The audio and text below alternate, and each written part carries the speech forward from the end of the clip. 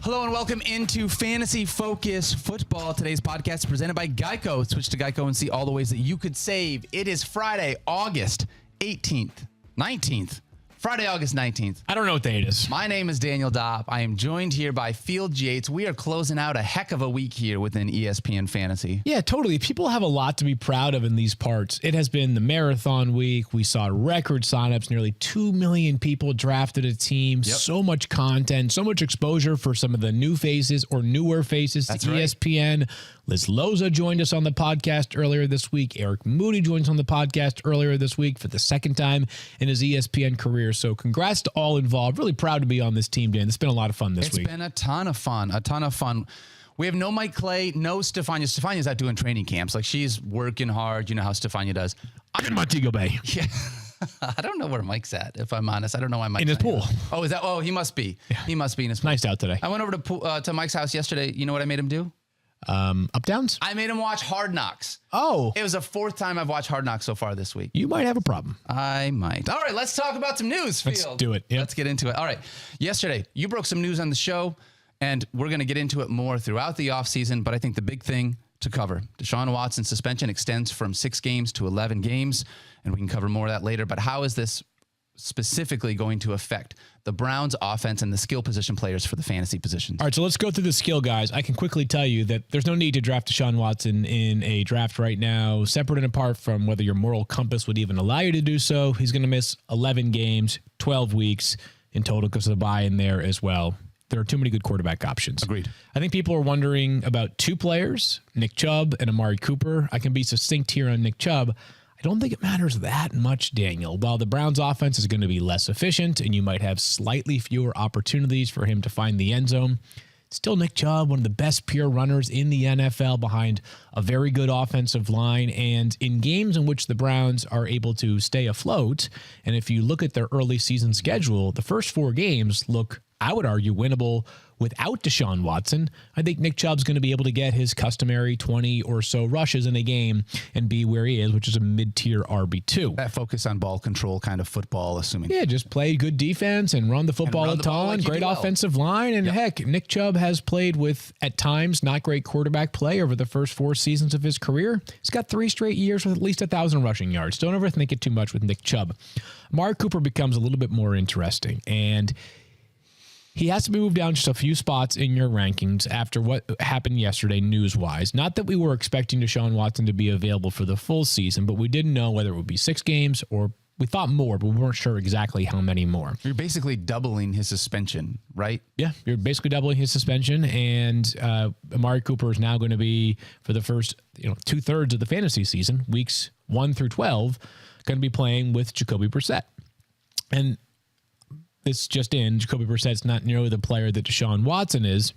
And if you look over Jacoby Brissett's career, he started 37 games.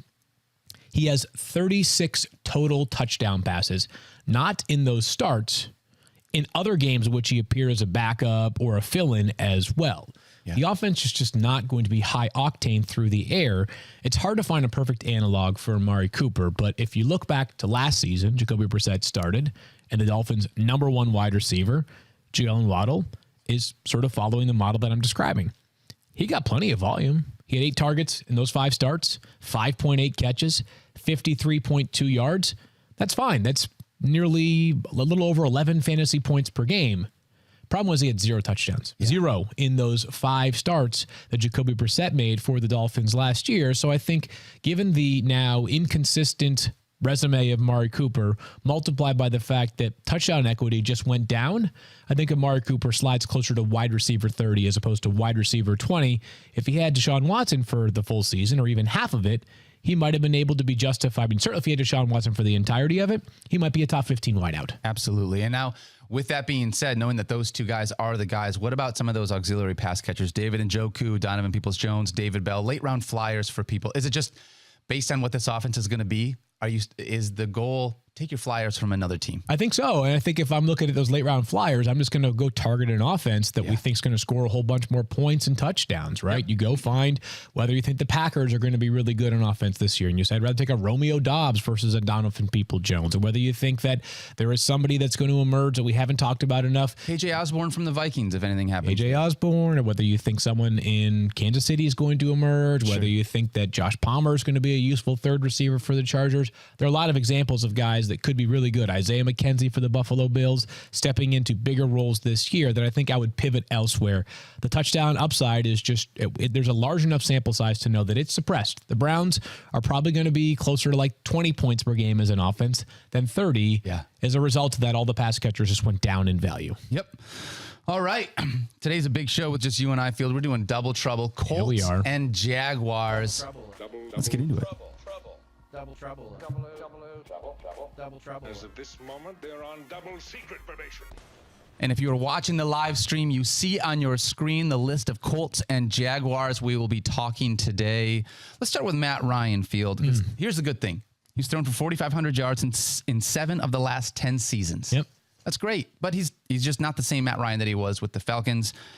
Do you think that he would ever appear in your 10 or 12 team lineups as a starter for you? I'd be surprised. Maybe during one of those weeks where we have like 6 or 7 teams. I think there's 2 weeks, 9 and 14, where there are 6 teams on a bye. Yep. If things go right and the matchup is correct for Matt Ryan, possibly. That would be it. That would probably be the only circumstance. As we know, we can establish that Matt Ryan is a passing quarterback only. He has never rushed for more than 147 yards in a single season in his career.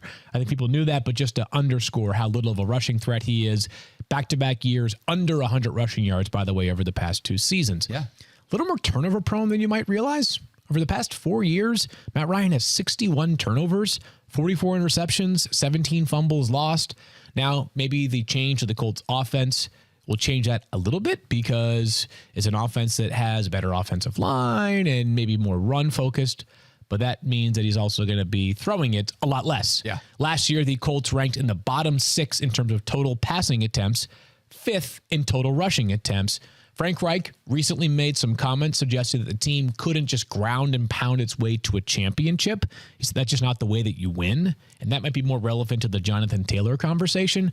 But I don't think they're going to start throwing it, 40 times a game with Matt Ryan. And he's certainly played with some really good receivers, right? Julio Jones and Calvin Ridley being an incredible 1-2 tandem at the height of their time together.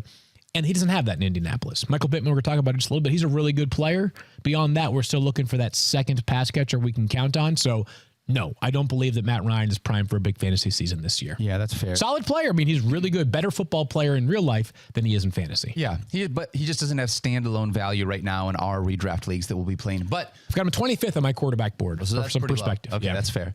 As a part of that, though, you look at Michael Pittman, and we talked about him. He's had 7 finishes inside the top 20 of wide receivers last year. Now going from Carson Wentz to Matt Ryan, how much is Matt Ryan going to potentially impact and increase what Michael Pittman can do in this offense? So I think it helps, but I think what also helps is the fact that Michael Pittman's going into his 3rd year and just getting better, like reaching that prime of his career. That's what I think is the most important reason why I'm so optimistic about Michael Pittman, who checks in as ESPN's 14th ranked receiver. He was 17th in the NFL in catches last season with 88. He was 16th in targets, 129, 18th in receiving yards at 1,082, and I'm expecting this guy to make a leap this year. I think Matt Ryan, just generally speaking, a more accurate quarterback, and sometimes when I'm talking about accuracy, it's not just accuracy in terms of completion percentage, it's about putting the ball on the money. I think Matt Ryan is a better, more accurate quarterback as compared to Carson Wentz. I just referenced how the team might throw the football a little bit more this year, which can help Michael Pittman Jr. He had 9 games last year, though, with 7 or more targets. So over half of the time that they played last year, he was getting at least 7 targets, which to me is a pretty clear runway to be an elite wide receiver. And then as we know, and we're going to talk about it again, and I'll say it one more time, it's still not like there's a bunch of other pass catchers that seem destined to steal work from Michael Pittman Jr. The sky is the limit might be too strong of a characterization, but Michael Pittman, huge-bodied receiver, really good in the red zone, fast, high character, cares about it, like wants to be great. All of these things help me feel confident that he is about to be a different player in year 3 than he was in year 2. Hey, I love him. fingers crossed, because with where he's going, I would love to be able to have him. We talked about top 20 in a bunch of different categories last year, and with Matt Ryan being able to take that next step, I am hoping with that one of the pass catchers that we got this year in the draft, Alec Pierce, can be able to help Michael Pittman a little bit more. Maybe Paris Campbell can stay healthy, or Mo Alley Cox can add a little bit to this. But I'm curious. Oh, dang it. I said I'm curious. It's okay. But I want to know from you, Field Yates, do any of these other pass catchers, Pierce, Paris Campbell, Mo Alley Cox, do they move the needle from you? Are you taking any late round flyers on them? Alec Pierce is the one that I have my eyes on here. For those that are unacquainted with Alec Pierce, this is a guy who is a second-round pick out of Cincinnati, was a really good player for Desmond Ridder last year, perhaps their best skill position player on offense other than Ridder. They had that run to the college football playoff. Really great team.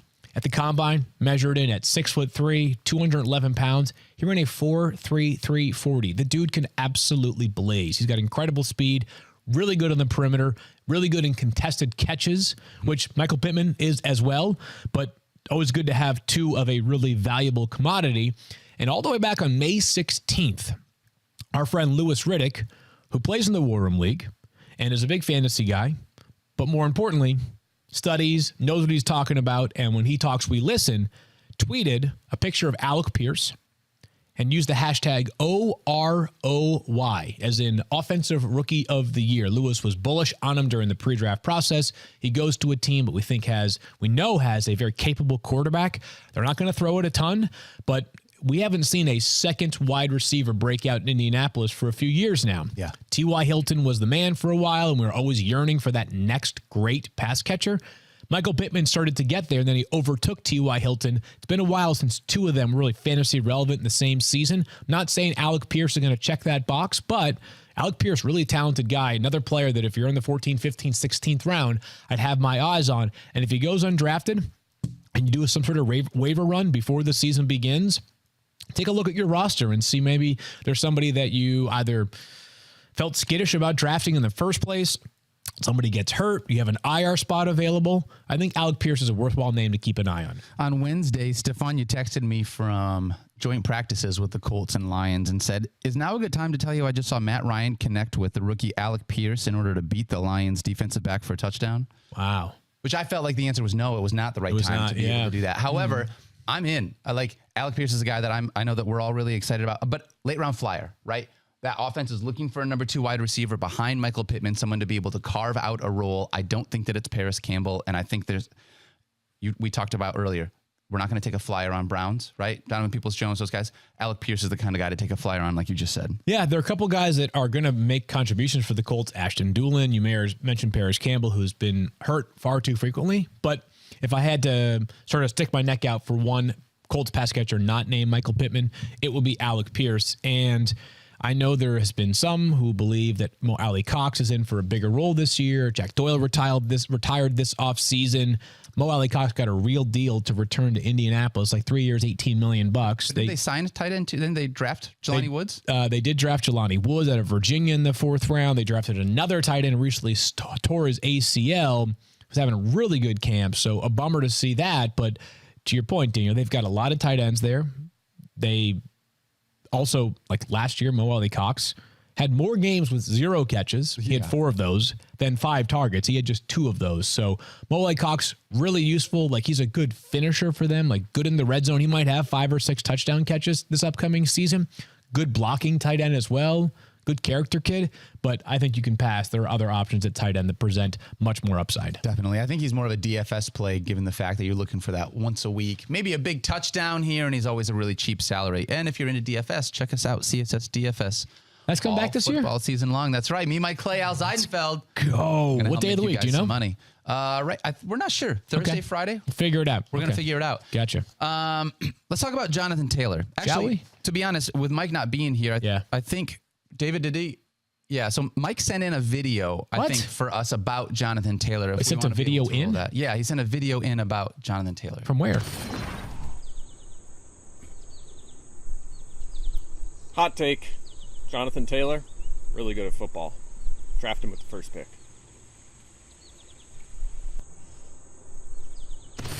Wait, Mike Clay just said that on camera? Apparently. Like on streaming national On streaming national TV from his television? pool. Yeah. He went out on a limb Yeah. and just said that Jonathan Taylor is good at football and to draft him first overall. 1.01. Wow. Okay. I have to reconsider some things in my life right now. Yeah. For those that are only listening to the audio podcast, if you have the chance to go watch the video clip, I would encourage you to do it. Another reason why Mike Clay, such a legend. You're right. Love that he buys in on everything. And Mike Clay's pool looks pretty sweet. It does. And if you've never seen Mike Clay without his shirt on, This is your opportunity to do so. We have seen a lot of shirtless Mike Clay recently. Yeah. Yeah, we have. You know what? I told Mike that, Manscaped was a former, partner of the show. Maybe you could do a little bit, in the chest. That might motivate them to come back. Maybe. All right, let's So talk do you about want JT, though. to? Yeah, I'll just give you the quick rundown on Jonathan Taylor. I know we've talked about him a ton. I know we will again, but just for those out there that are just wondering, if they're having any consternation over the first overall pick, and the general sense that I've gotten so far is that there hasn't been any. Just a reminder of how brilliant this guy is. Last year, despite in the first 4 weeks of the season, as Mike recently told us, playing just 50% of the snaps, he finished the season with the NFL lead in rushes, the NFL lead in rushing yards, the NFL lead in rushing touchdowns, 40 catches. He had more 20-plus yard runs than anybody else in the NFL. He had this ridiculous stretch from weeks 4 to 15 that the next closest running back was 61.5 points behind. Adds enough in the passing game that there's a steady floor there. And if that passing game role flourishes, then he could start to become part of the conversation that Derrick Henry and Christian McCaffrey have been in the center of over the past couple of years. The guys who, even if you take them 1 or 2 overall, which generally we tell you don't win your league in the first round, but you can lose it. Yep. Jonathan Taylor could be that guy that becomes a league winner if he also gets more passing game upside, because the ceiling for him would then be like 25, 27 points per game. Yeah. I think his ceiling would be the floor for some other people from that standpoint. Is that how no, the roof is the floor. Ceiling is the roof. Ceiling is the roof. Yeah. So Michael Jordan. I even messed That was up Michael the Jordan. I always feel like a little weird when you say something negative about Michael Jordan at all. Just like, I don't know how. As a Pistons fan? No, I'm saying you, not you, Daniel, like you, general, like you, the person who's speaking ill about Michael Jordan, because I don't know how it's going to come back around at me, but it will in life. Sooner or later. Right? Like I'll drive home with a flat tire, or I don't know, like I'll lose my wallet again, which I did like 3 days ago. Something's going to happen to me if I speak ill of Michael Jordan. Bad. Yeah. Well, I feel like that's where we're at with Jonathan Taylor. There's no reason to talk bad about Jonathan Taylor. The dude is a beast. And he started out slow last year, by the way, like the first couple of weeks. I think you said the other day. He was split the first four weeks were split. Like I'll hear the reasonable argument to take somebody else. Like I have Jonathan Taylor first on my big board. I am open to the idea of taking Christian McCaffrey. A lot of people say that I am completely nuts for that. But I just think that if you have the first overall pick, generally speaking, you want to achieve 2 things: close to maximum ceiling and close to maximum floor. And I think that Jonathan Taylor, who's never missed a game in his career, has held up incredibly.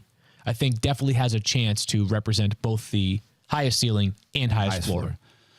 Okay, so you talked about being able to add pass catching abilities to his game. Not that he's not a good pass catcher, but he's got someone named Nyheim Hines in the backfield with him. 40 catches in all 4 of his NFL seasons.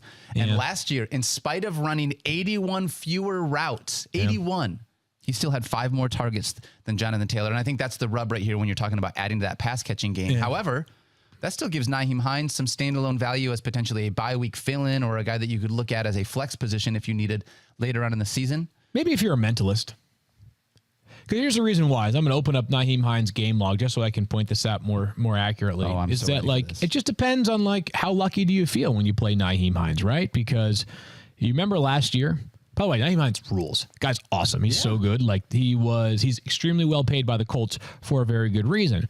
But let's just take a look as we go through his game log last year. Remember last year, week 1, very first week of the season. Was it week 1 last year? I thought it was week 1 last. Maybe it was week 1 2 years. I'm going to look up. But here are the catches for Nyheim Hines last season: 6, 1, 5, 2, 0, 1, 1, 4, 4, 2, 0. And we can keep going on and on and on. The point is that if you're going to get Nyheim Hines into your lineup, it has to be on a week in which you can count on those catches coming. And based off of last season and years prior to that, it's hard to predict which those weeks will be. Useful player to have on the bench. Obviously, if something happened to Jonathan Taylor, which we don't even want to think of, then I think Nyheim Hines' value would crawl up a little bit. But I do think there are other guys in that tier, in that territory, that are probably better bets to get consistent passing game work that I would prefer to Nyheim Hines. Guys like J.D. McKissic, guys like Michael Carter, as two examples that come to mind. Interesting. I find that interesting. Sure. I think you feel differently? I think I kind of do, which is tough because you're not wrong about this. Part of me wants to see the next step that Nyheim Hines can take in this offense. And Frank Reich, you've said all offseason, we're taking everything with a grain of salt. Frank Reich said Nyheim Hines is going to catch the ball a lot this year, earlier on in the offseason. But J.D. McKissic's not in a great offense. I don't really love that. I think when you look at Michael Carter, they just signed Breece Hall. Again, not a great offense. I think I would rather have Nyheim Hines than either one of those two guys. But to your point, you need to see it more consistently. It's really going to be tough to say I can count on him here in week 7 because I haven't seen that consistency last year. To your point, it was not as much as you would want. I just think the counter to that is both J.D. McKissic and Michael Carter play on teams that are more likely to be playing from behind consistently.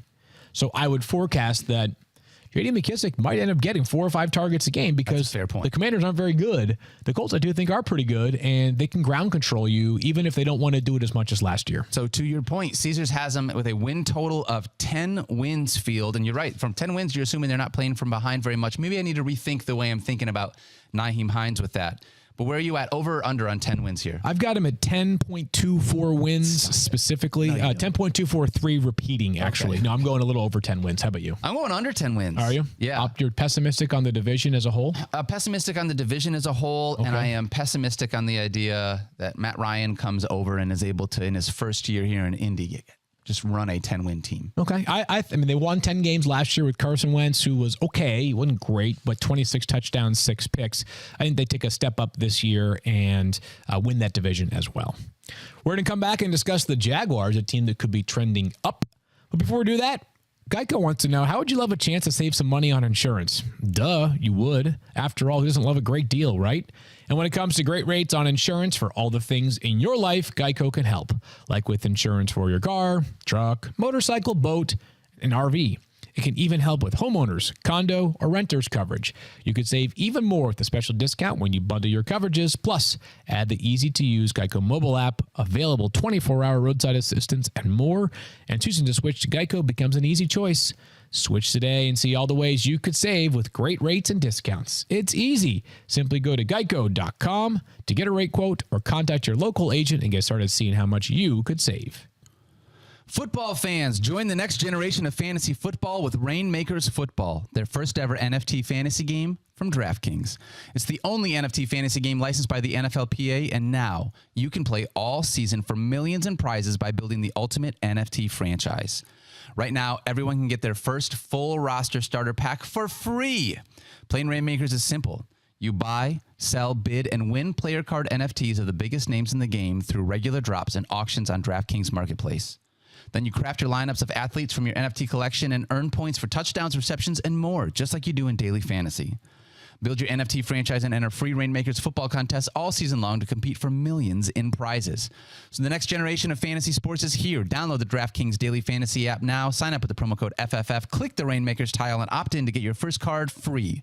Plus, play for millions in prizes all football season long while building the ultimate NFT franchise with Rainmakers Football. That's promo code FFF. Build, play, win. Only at DraftKings. Contest entries depend upon type and number of NFTs held. Eligibility restrictions apply. Void where prohibited. See DraftKings.com for details. You nailed that speed read at the end of it. I was trying really hard, but in honest, it's because you did such a good job with that Geico read that I feel like it really empowered me. Yeah, that's motivated you. You know what's interesting is, or do you ever listen to podcasts on a speed other than normal speed? Yes, I do.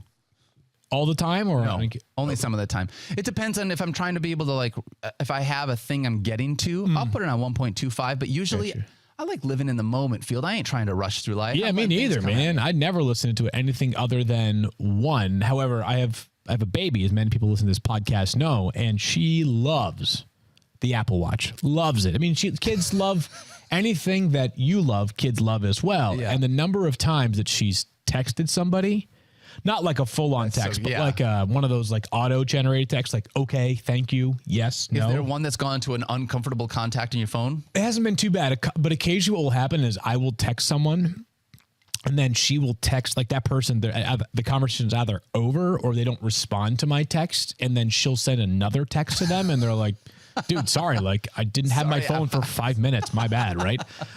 So then you're like, oh, well, sorry, baby's fault. Super cute though. Yeah. Anyways, there's also on my podcast app on the Apple Watch, you can touch the speed and next thing you know, 1.25. So yeah.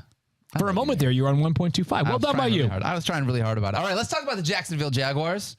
Let's do it. I'm really excited to see Trevor Lawrence this season. Excited to see him take the next step. Mike has talked about him and somebody that he really likes as a sleeper this year. But it does feel like, to me, I view Trevor Lawrence more as a streamer or a bye-week fill-in to start the year. Where are you at on Trevor Lawrence in fantasy? Yeah, so I've got him at quarterback 17, right where the ESPN consensus ranks are, and Mike has him at quarterback 16. So we're pretty optimistic and sort of in the same boat. Yep. A reminder that the reason why he's not inside a quarterback 1 tier is probably just as much. I mean, there are a couple of factors. He has something to prove, but also there's really good depth at quarterback. So quarterback 17 may look low, but I am excited about what's going to happen with Trevor Lawrence this season. Let's start with a really simple premise. Trevor Lawrence was considered by many to be the best quarterback prospect to come out of the draft since Andrew Luck in 2012. He was failed by his coaching staff last year. We all know that. We don't have to rehash the Urban Meyer era. It was a brief one for a reason. But if you go back and look at what the Jaguars were dealing with, here were the number 2, 3, 4, and 5 target getters for the Jaguars last season. Okay. Marvin Jones led the way, and we like Marvin Jones. He's a good, solid player, right? Yep. Number 2, Laviska Shenault. I like him as a prospect, but not the kind of guy that needs to be your number 2 just yet. Number 3, Laquan Treadwell. Number 4, Dan Arnold. Yeah. Number 5, James O'Shaughnessy. Those were the 2 through 5 target getters for the Jaguars last year. It's not good. Right now, and we can, again, who cares about the price? I don't care about the price in free agency. It's not my money. It's their money. That's right. But the new group of pass catchers he'll be throwing to, the top 5 in my projections would be Christian Kirk, Marvin Jones, Zay Jones, Evan Ingram, and Travis Etienne. That's an unequivocally better group than what he was playing with last year. So there's way more talent around him. He has an actual coaching staff that's working to get the best out of Trevor Lawrence. Year 1 to year 2 often represents a big jump for these guys. And there were a couple of things I did like from last year. He was 5th in quarterback rushing attempts, 7th in quarterback rushing yards. He can use his legs. He's not part of the elite tier, the Kyler Murrays, those types. But he was a really good rusher in college as well, had 17 rushing touchdowns during his time at Clemson. And in week 18 of last season, in a game against the Colts, in which the Colts needed to win to make the playoffs, he had his best game of the year to Trevor Lawrence. 23 of 32, 223 yards, 2 touchdowns. Not the kind of numbers that blow you away, but it was the play on the field that reminded us all, oh yeah, he's Trevor Lawrence. I'm optimistic this year. I've got him at 17, but I think there's a chance that he'll quickly emerge as the kind of guy that if you're looking ahead to bye weeks, you want to snag Trevor Lawrence because there are some really encouraging signs here. Agreed. I'm fully with you there. Also, late season schedule bump. This is really late. But week 16, he gets the Jets. Week 17, he gets the Texans. Boy, oh boy, I would love to have that matchup in a fantasy championship. Quarterback taking on the Jets and the Texans. That would be incredible. And Mike has reminded us several times here that the Jaguars have one of the softest schedules in the NFL this year. So he is optimistic about them as a team, in part because of who they play this season. All right, we're going to talk about these running backs field, and I want to enter into this lightly because we got some news on Twitter that said James Robinson was expected to be ready for week 1. Yeah. And I had asked you about it, and you said, well, that's not exactly what he had said, actually. As we jump into this, and we're going to talk about Travis Etienne, who we're thrilled about this year. But I want to start with James Robinson because I think a lot of this falls down from there. Based on what we had talked about before the show, Doug Peterson made some comments that said James Robinson could be ready for week 1. Yeah. And I think that maybe got misinterpreted, you're telling me, as he will be ready for week 1. Yeah, I went back and watched the press conference to see the context of it and see how definitive Doug Peterson was in stating it. And my interpretation of his answer and watching it was he didn't commit to anything for week 1. There was an expectation he could be ready for week 1, but he also referenced the need to be smart and not doing too much with these guys right away, not having guys hit James Robinson right now. He ruptured his Achilles on December 26th. It's often, and Cam Akers is such an outlier, it's often a 9 to 12 month recovery. If he's on the early side, That's September 26th. Like that would be, to me, that would be like extremely optimistic, right? So I am not banking on the certainty that James Robinson is going to be in the lineup in week 1. Moreover, I do think that even if he is in the lineup in week 1 or week 2 or week 3, that they're probably going to be smart about how they deploy James Robinson. And the last thing that I will say, Daniel, is we're going to talk about Travis Etienne here in just a minute, is that we all love James Robinson. He was one of the great waiver wire players we've seen in recent memory. So good in 2020 as an undrafted rookie. You love seeing undrafted rookies make Such it in the a great NFL story. I hope the guy has a 10-year career. Yep. Travis Etienne's the real deal now, and he's a dude. He's a superb talent. So I'm a little bit lower than consensus on James Robinson, factoring in that I just don't know exactly how much work he'll get even when he's fully healthy because of Travis Etienne, and that it might be that he's not playing at full Voltron until week 3 or 4 of this season. Really good player and a valuable player to have on your roster, because if he gets healthy and something happens to Travis Etienne, we know what he can do. But I do think it's worth noting that the idea that he's definitely going to play in week 1 is not as certain as I think Twitter suggested it was yesterday. Yeah, which is fair. Hey, who knew that Twitter could maybe be wrong every once in a while? We'll find out. But to your point, Travis Etienne being drafted quite a bit higher right now. ADP is running back 23. James Robinson ADP is running back 36. So there's a big gap between those two. Assuming James Robinson doesn't play, and even if he does play week 1, how long until Travis Etienne just takes this job and makes it his? Well, it wouldn't surprise me if it happened during this season, that's for sure, and perhaps early, even though teams are very reluctant to make anybody like a true workhorse back down in and down out. But let me just start with a reminder of who Travis Etienne was in college. He had 78 touchdowns in college. Holy crap. 78. That's absurd. And he played a lot less than 78 games, right? He was scoring like nearly 2 touchdowns per game. It was like 1.7 or something in college. The guy found the end zone all the time. As a matter of fact, he scored a touchdown in more games than any other player in NCAA history. So he's really good. He had 48 catches in his senior year at Clemson. The guy is the real deal. Him and Trevor Lawrence have an obvious connection. There's no doubt in my mind that rapport in Clemson only helps, it can't hurt. But let's talk about the role. Kyle and I were going back and forth on this last night. And I know that this is something we talk about all the time, but it's just worth reminding people that if you play in PPR scoring, if you can catch and they're going to throw it to you, you're a cheat code as a running back. I went back and I asked Kyle to look through players who had at least 150 carries last year and 5 targets per game, which if you play 17 games is less than 10 carries per game, right? I don't need him to get 15 or 20 carries.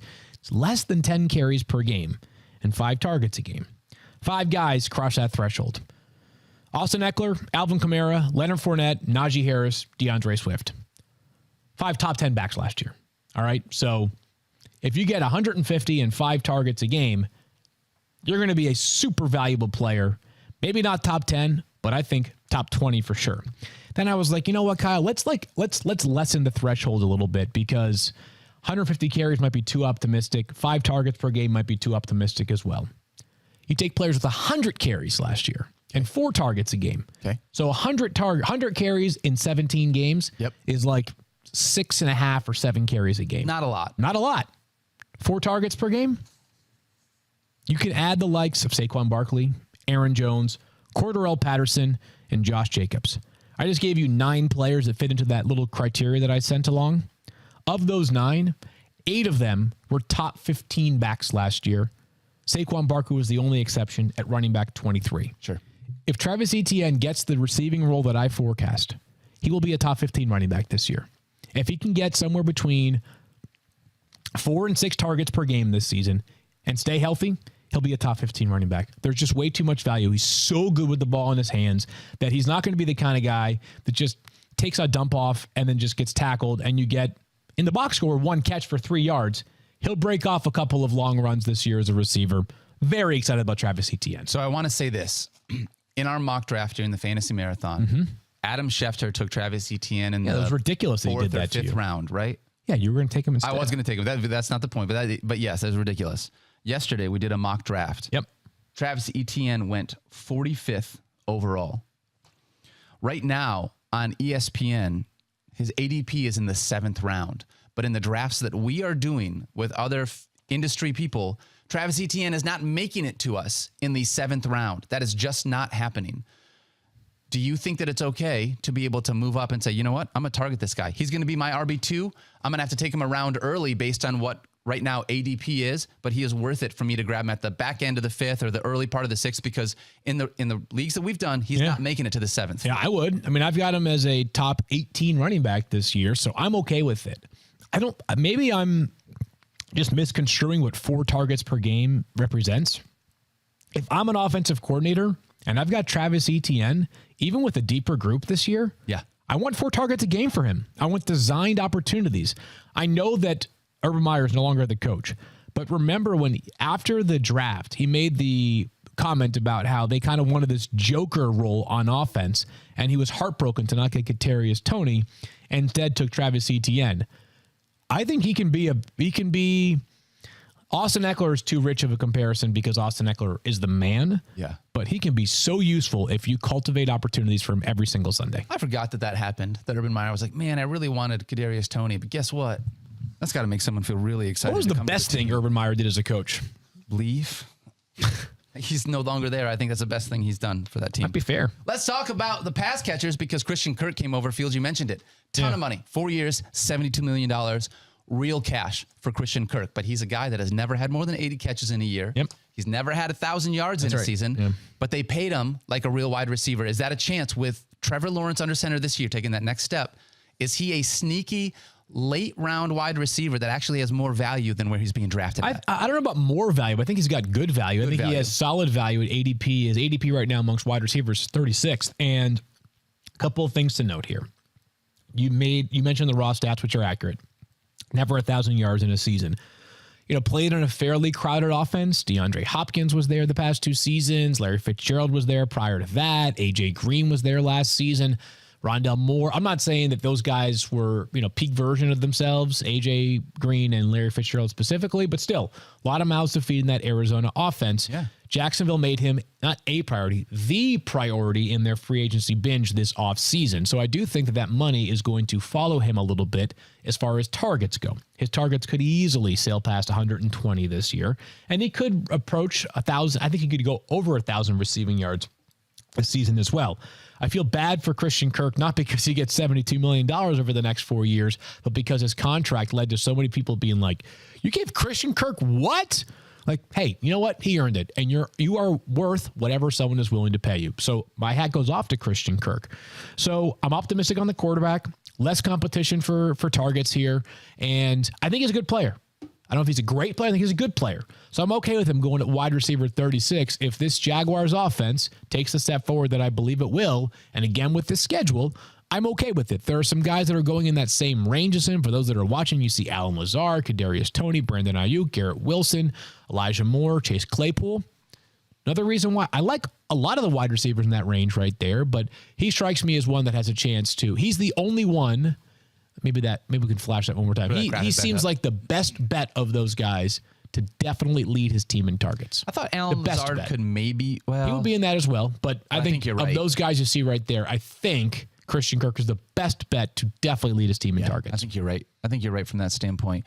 And you had mentioned, I think you said wide receiver 39. His ADP has even fallen a little bit more now, down to wide receiver 32. Wow, 42. So, 42. Wow, how about that? Yeah. Good depth. A little bit. Good depth. Do you prefer Christian Kirk to any of the rookies that we saw on that screen? Like, would you take Chris Olave? Because when we know, I don't want to say we know what we get when you get Christian Kirk, right? We don't know what we get. Yeah, I don't think we do. You've seen 4 years of him, but they're still like, what's he going to be in this offense? But with Chris Olave, there is explosiveness. There is potential superstar ability. Would you rather have a Christian Kirk or a Chris Olave? I would rather have Christian Kirk. Chris Olave is running in what has, for a couple of years, been a really, really thin wide receiver group, and all of a sudden is a very good receiver group. Michael Thomas, Jarvis Landry, him. Alvin Kamara will get his customary 100 targets as usual. So I would prefer Christian Kirk over Chris Olave. But nothing. It's not going to surprise me if Chris Olave outscores him at the end of the year. I just think based off of, they're going at comparable values, I would prefer the guy that I think is good. Christian Kirk's good. Absolutely. And I think that he has a real chance, as I said, to 120 targets. What about Garrett Wilson? I think I'd rather have Christian Kirk over Garrett Wilson as well. I would as well. It's early and there's, you got to sort of couch training camp buzz a little bit, but I haven't heard a ton about Garrett Wilson to suggest that the automatic breakout is coming and there's the quarterback question mark there. So I prefer Christian Kirk to both of those two you just mentioned. Agreed. Are there any other rookies that you would potentially like Traylon Burks or Drake London? I like more. Drake London. Drake London's an example of a rookie that I like the most out of those wide receivers, and you could talk me into really any of them in the first round, but he's the one that comes to mind. You know what's going to be fun is in the next year or two, towards the end of this season, next season, these kids that are getting drafted as wide receiver 42. I'm excited to see what it is that this is such a deep wide receiver class. What are these guys going to be next year? Well, we talked about Dynasty on the show yesterday, and if you're in a Dynasty startup right now, you're going to land a ridiculous wide receiver in the 10th round of your draft. There's so many good targets right now. The league has no shortage of awesome wideouts, and they're getting paid more than ever. When was the last time that we talked about how, man, I like any of these wide receivers here, 42 through 46? Feel like it's clearly it clearly has the most depth in fantasy of all the positions. But I do think that we're seeing another infusion of talent that we haven't seen in quite some time. Agreed. All right, here's a question. Who is the fantasy hot ticket to success of these two teams that is not named Jonathan Taylor? And while you think about that, know that Hot Ticket is brought to you by Vivid Seats, where you earn your rewards with every purchase. Vivid Seats Rewards is your ticket to more tickets. Vivid Seats. Life happens live. Field Yates, is there one ticket that you like out of these two offenses, not named Jonathan Taylor, because that one's just too easy? Yeah, it's Travis Etienne, who I just sort of waxed poetic on for a few minutes of not that long ago. So it is Etienne. I think it's between him and Michael Pittman, obviously, as the player that you would be choosing from. And I will just give the positional lean towards Travis Etienne. Running backs are just so valuable if you can find them. I think he's going to have a big season this year. I agree with that. And I am willing to take him ahead of his ADP. I just want to say that one more time with where he is going. I'm okay drafting him ahead of the 7th round right now. All right, Field, why don't you go ahead and pay some of our bills? Certain people like Travis Etienne just like to make life so much easier. I don't know what I would do without them. It's like you own a growing business and need to hire. ZipRecruiter makes hiring so much easier because they do the work for you. And right now, you can try it for how much? Free. At ZipRecruiter.com/FFF. ZipRecruiter uses its powerful technology to find and match the right candidates up with your job. You can easily review those recommended candidates and invite your top choices to apply. Additionally, ZipRecruiter has a complete suite of tools that makes it easy to filter, review, and rate your candidates. In fact, the hardest thing you have to do is remember our special URL, ZipRecruiter.com/FFF. That's where you go to try ZipRecruiter for free. Once again, that's ZipRecruiter.com/FFF. ZipRecruiter, the smartest way to hire. We've all been there. If you ever fall asleep on the train and miss your stop, or realize that you left your wallet at home or somewhere in the caf while in the checkout line, then you know exactly what it's like to make a rookie mistake, Field. We all make rookie mistakes when we're off our game, and sometimes we could use a little coaching. No matter where you play, Snickers is on the sidelines to get you back on your game. So if you've ever accidentally auto-drafted your number one fantasy pick, who of course is out for the season with an injury, then you know exactly what it's like to make a rookie mistake. Snickers has launched the Rookie Mistake of the Year sweepstakes to reward fans during the NFL season who share the rookie mistakes that they have made, because maybe they just needed a Snickers. So go to Snickers.com/rookie mistake to enter for your chance to win. Snickers, official chocolate bar sponsor of the NFL. Let's wrap things up with a little Caesars action, right? Where were they at with the number? Oh, that's right. For the Jaguars? It was pretty low, Field. They were at 6.5, if I remember correctly. 6.5. I'm going to take the under 6. I'm optimistic about some steps forward, but you know what? Check that, the over, because I know that schedule is soft. Give me 7 wins for the Jaguars this season. I'm going to take the over. Okay, why not? I'm going to buy into the Trevor Lawrence hype. We talk every year about this. Like these quarterbacks come on. Hopefully it's Justin Herbert 2.0. That's what I'm hoping for here. That would be sweet, huh? That would be incredible. All right, so yesterday we talked about Dynasty to close out the show. Today we're going to discuss non-PPR scoring, which as of 5 years ago was kind of the way that a lot of people played. It has moved to PPR being the standard default setting here at ESPN. And in many cases, but we know a lot of you out there still play non-PPR. often discussed players, most of our analysis is tied to PPR value. We just discussed Travis Etienne. We just talked about Nyheim Hines, who, especially in the case of Hines, he has virtually no value in a non-PPR league, and Etienne's is depressed.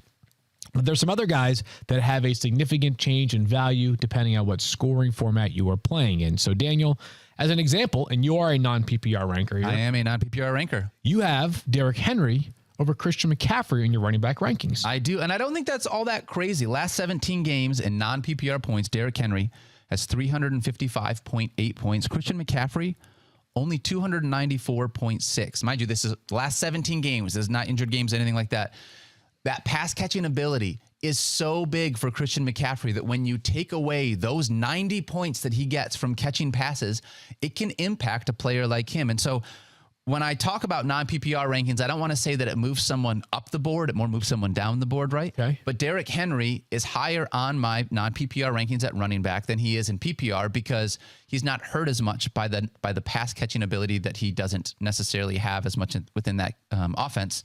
Whereas Christian McCaffrey's got to slide down the board for me because he's not going to have 1,800 yards rushing, and he's not going to have 20 touchdowns, and he's not going to have 400 touches at the end of the season. And so from that standpoint, when I'm looking at a lot of those guys, Derrick Henry is a great example of someone you move up the board in non-PPR, and why Christian McCaffrey, in spite of the fact that he's a superstar, has to slide down the board just a little bit because of the gameplay. Yeah, it's pretty simple, right? You're chasing touchdowns and you're chasing yards. Yep. And Christian McCaffrey's great value is not just that he has plenty of upside. I mean, listen, 294.6 points in 17 games. That's still awesome. It's still awesome, right? Yes. He's one of the best players, regardless of scoring format. Correct. He just moves down a little bit, but you're looking for guys that, even if they don't have a ton of targets, are going to get you the yards, and the next player, Nick Chubb, would apply in that regard. Yeah, I mean, this is non-PPR is the perfect format for Nick Chubb because Right. he's not faulted the way that he is in our PPR game. That's one of the things that we always talk about. Nick Chubb would be higher if he would just stinking catch passes in this offense. But in non-PPR, you don't have to worry about that, and he becomes more of a beast. He moves up from running back 14 in PPR to a top 10 running back in non-PPR because of that. Somebody that I think you can take a little bit earlier and not have to worry about the things that he doesn't do on the field because they don't affect you here. Okay, I agree on that one. Nick Chubb has been awesome as a runner, and I don't think, by the way, it's not him not catching passes. It's the Browns just not designing and utilizing him in the passing game nearly as much. What wide receivers would you say gain value in non-PPR formats because they are not as dependent upon high-volume catch totals? Yeah, so you're looking at big play guys, right? And it's really easy to say this. You know, Jamar Chase is a top 3 wide receiver in either one, but he's the kind of guy that I talked about the other day. Cooper Kupp, Justin Jefferson have a ton of targets. They get a ton of targets, and because of that, they have a lot better chances to have more receptions. But Jamar Chase is the kind of a guy like Mike Williams, like Mike Evans, like Gabe Davis. These guys that don't have a ton of targets, but I'll tell you what, they're go routes, they're fly routes. Mike Williams can have 4 catches for 156 yards and 2 touchdowns. And you know what that is? That's winning you your fantasy league. Totally. And so you don't have to have that kind of volume there. And PPR really boosts the value of guys like a Cole Beasley or not this year, but a Cole Beasley or a Hunter Renfrow or that kind of a wide receiver. And in non-PPR, I am avoiding those guys more than I am targeting them, and I'm going after some of these target thin wide receivers because of the big playability. Yeah, they just have more value in these formats. Guys that maybe are going to chase 100 catches this year, like you said, Hunter Renfrow, but maybe only 1,100 yards and 4 touchdowns. DJ Moore is awesome if he would ever score touchdowns. Not his fault, but his value has decreased dramatically because of that lack of touchdown upside over the past 3 seasons. 4 touchdowns. 4 touchdowns, 4 touchdowns. I would say an important strategy thing that I'm mindful of in non-PPR scoring is I believe that the elite quarterbacks have more value in non-PPR than they do PPR for this reason. Is that if you play in a non-PPR league, and Mike Evans could have, or he's probably a bad example, but there are guys who have big play upside, but also can have a week where it's like 7 catches, which is great. 55 yards, not great.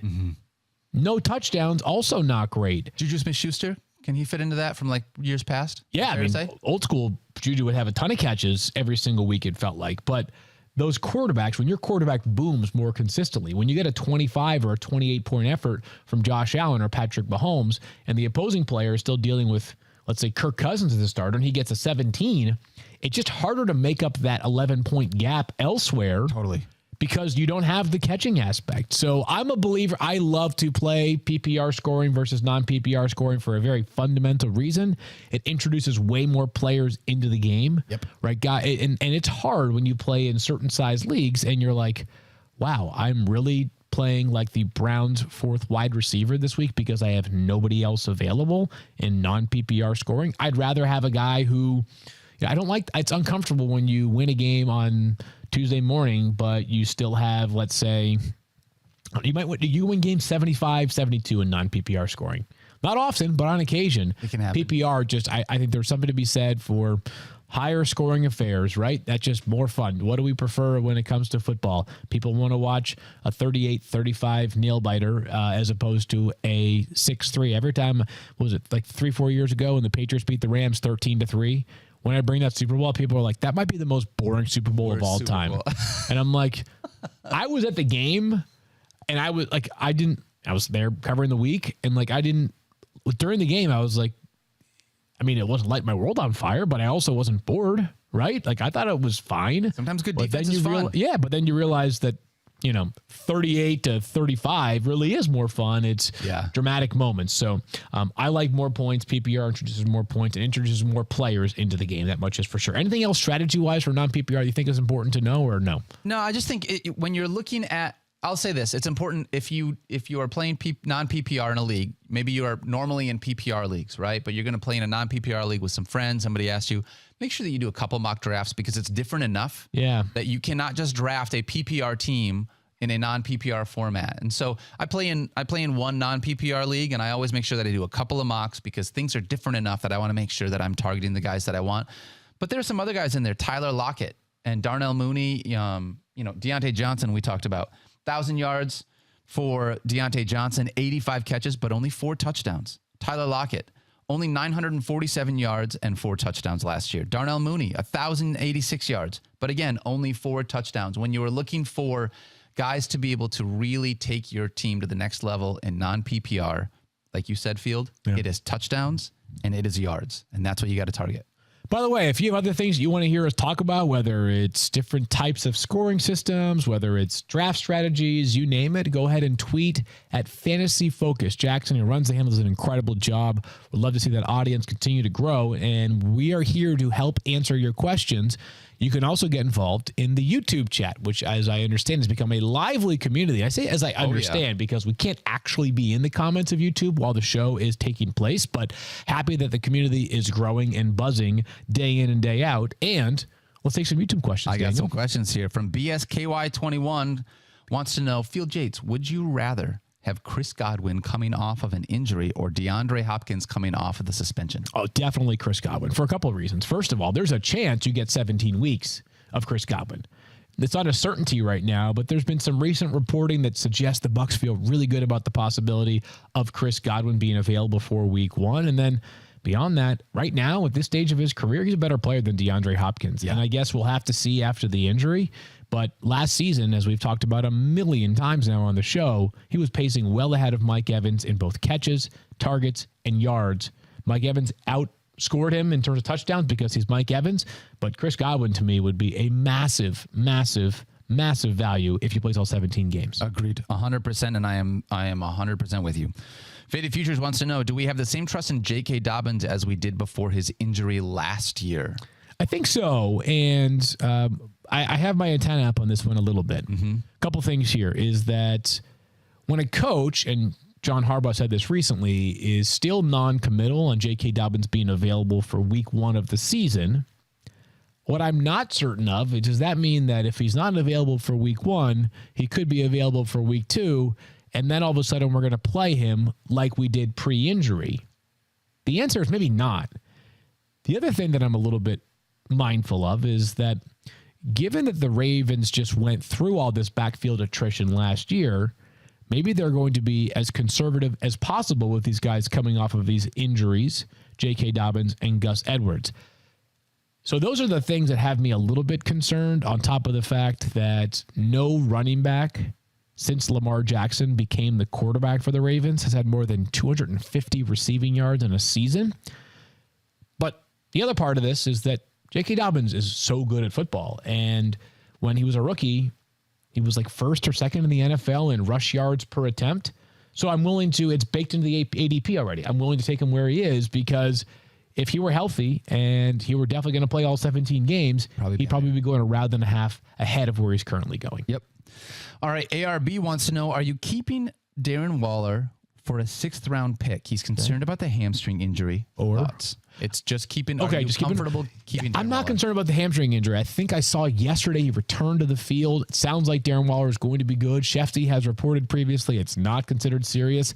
I think the 6th round is like pretty much where he's being drafted, maybe a little bit behind where he's being drafted. So I would say yes. Like I think if he goes back into the pool, it's not like he's going to go in the 3rd round. So I'm okay with him being drafted, being used as a 6th round keeper. Okay. This question comes from Spencer Thomas. Who do you like more in Dynasty, Chris Olave or Garrett Wilson? Which are the two rookie wide receivers? So this is going to go back to just my pre-draft evaluation for them. I liked Chris Olave slightly better as a player, but that really is like 6 in one hand, a half dozen in the other because they're so young. We have to see them as players, and I don't know that either one of them has a certainty at quarterback for the next 5 years. Jameis Winston's on a 2-year deal to stay in New Orleans, and Zach Wilson, I think there's a chance he's really good, obviously. He was the number 2 pick in the draft last year, but didn't have a great rookie season, now dealing with an injury. I think it's too early for me to say that Zach Wilson is definitely going to be the quarterback for the Jets for the next half dozen or so years. Yeah, I agree with you. I like Chris Olave more, but I like Drake London more than both of them. Yeah, it's a healthy conversation. To be honest with you, I'm not trying to cater to the crowd. Uh-oh.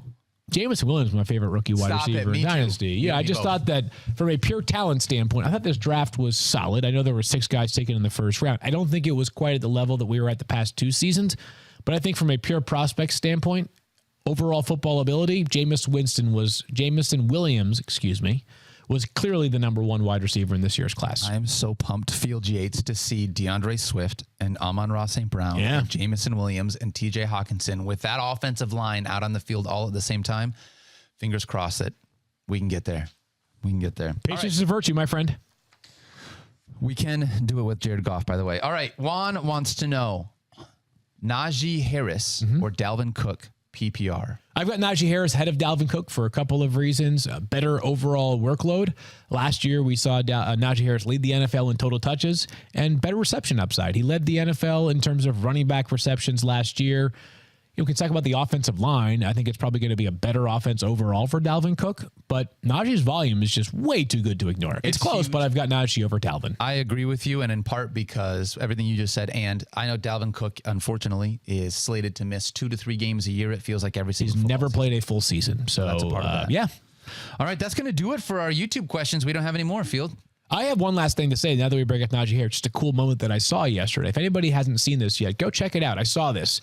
Love Mike Tomlin. I think Mike Tomlin would be, and I'm not trying to replace Commissioner Goodell, but I think if Mike Tomlin decided in his post-football career that he wanted to continue to stay in the game, I think he'd be a phenomenal NFL commissioner at some point down the line.